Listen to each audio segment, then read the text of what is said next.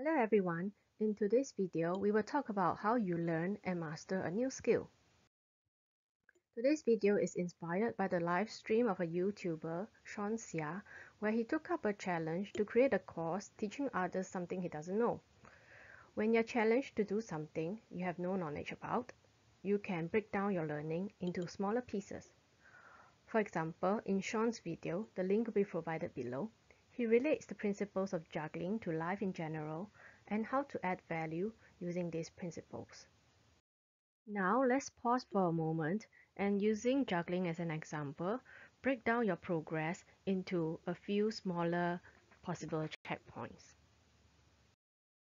Now feel free to share how you put the pieces together. You might have done some research from books or online, or based it on some personal experiences, watching someone else do the trick, for example. Here is what I have come up with. It is okay if we have different ways of chunking the steps. First, you can only throw the balls one at a time. You are only able to manage throwing one ball and subsequently catching it. Then, you progress to intentionally directing the ball in a specific direction. You are not catching it based on your reaction to where the ball randomly ends up.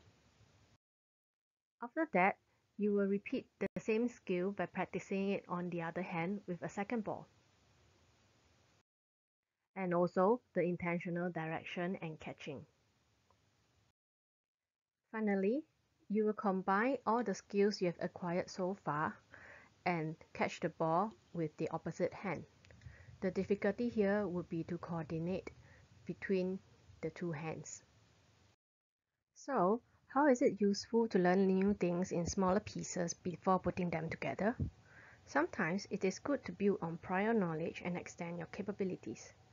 Other times, mastery of the easier skills is required before you can progress to the higher levels. Let me show you with some diagrams using my steps in learning to juggle that you saw just now. First, you throw and catch only one ball with only one hand. Some of you may also practice catching with the other hand. Let us use an orange box to represent this skill. Next, you want to duplicate the same skill onto the other hand. You throw and catch only one ball with each hand, no passing between hands. So you see that skill is an exact copy, just using the other hand. Of course, for certain skills, the difficulty may differ if you use a different hand.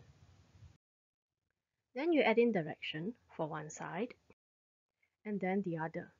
Again, the same skill duplicated, but may not always be equal in difficulty.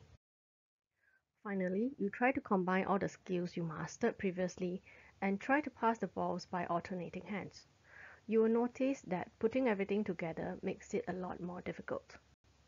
Now you need the added skill of coordinating your throws and catches between two hands, like the big and grey box. I hope you find my video useful. Feel free to leave comments for improvement. See you in the next one.